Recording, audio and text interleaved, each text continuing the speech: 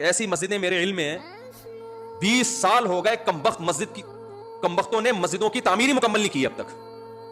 بس کرو یار, حرام پیسہ کیوں کھا رہے ہو تم لوگوں کا بھائی؟ یہ لوگ کے خون پسینے کی لوگ بیچارے عقیدت میں دے رہے ہیں کہ یار مسجد میں ہمارے ابا کے صدقہ جاری ہے, ہماری اماں کا صدقہ. تو امام کو بھی تو کمبخت کو سوچنا چاہیے نا, بس کر دو, ختم ہو گئی تعمیر. 20 سال بہت ہوتے ہیں, ہوئے جا رہا ہے. پھر جب بن جاتی ہے یار یہ توڑ کے یہاں بڑھا دو. یہ تو اپنے باپ کی جیب سے. مجھے غصہ آیا ہوا, آج میری بحث بھی ہوئی ہے کسی, اس لیے میں تھوڑا سا ایگریسو ہوا ہوں, تھوڑا جذباتی ہوا ہوں.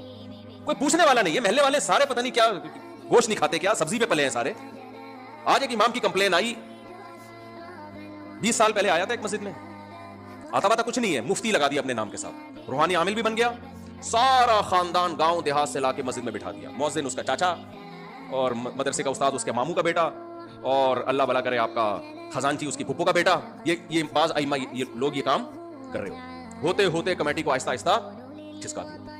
اور یہ اتنے چالاک ہوتے ہیں کہ ادھر بھی ریلیشن, اس کے ساتھ بھی ریلیشن. امام کی ایک بہرحال ویلی ہوتی ہے, اس سیٹ سے بھی تعلق, اس سے بھی تعلق, اپنی مظلومیت کی داستانیں اس کے سامنے. کمیٹی میرے ساتھ, کمیٹی والے بعض جگہ پڑھے لکھے ہوتے ہیں, ان میں یہ عادت نہیں ہوتی فسادیوں کی طرح ہر ایک پکڑ پکڑ کے ان کے کان خراب کرتے.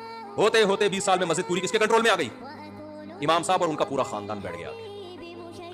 وہ میرے پاس شکایت آئی کہ وہ تو سولر پلیٹیں بھی امام اپنے گھر میں لے گیا ہے, مسجد کی پلیٹیں. مسجد کے نام پہ کروڑوں روپے چندہ آتا ہے, کوئی حساب دینے کے لیے تیار نہیں ہے. جب امام صاحب سے پوچھو امام صاحب اس کا حساب دیں, تو امام صاحب کہتے ہیں تمہیں عالم سے بات کرتے ہوئے شرم نہیں آتی؟ علماء عین بھی بڑا گاڑا نکالتے ہیں, یہ علماء سے ایسے بات کی جاتی ہے. علماء تو انبیاء کے وارث ہیں بھائی. سب سے پہلا سوال یہ ہے کہ آپ تو مسجد میں کمیٹی کے تابع ہو, تو چندہ آپ لے کیوں رہے ہو؟ کوئی پوچھ سکتا ہے اس سے؟ چندہ کمیٹی کے پاس آنا چاہیے نا, انتظامیہ کے پاس آنا چاہیے. آپ کس خوشی میں لے رہے ہو؟ اگر لیا تو فوراً لا کے رسید کٹاؤ اس کی. آپ تو امپلائی کے طور پر آئے ہو یہاں پہ, ماشاء اللہ کب سے لگا دیا آپ نے یہاں پہ؟ کوئی پوچھ سکتا ہے؟ بتاؤ مجھے. میں جذباتی اس لیے ہو رہا ہوں کہ مجھے پتا ہے اس بیان پہ میرے خلاف کتنا ری ایکشن آئے گا اس طرح کے فراڈی مولویوں کی طرف سے.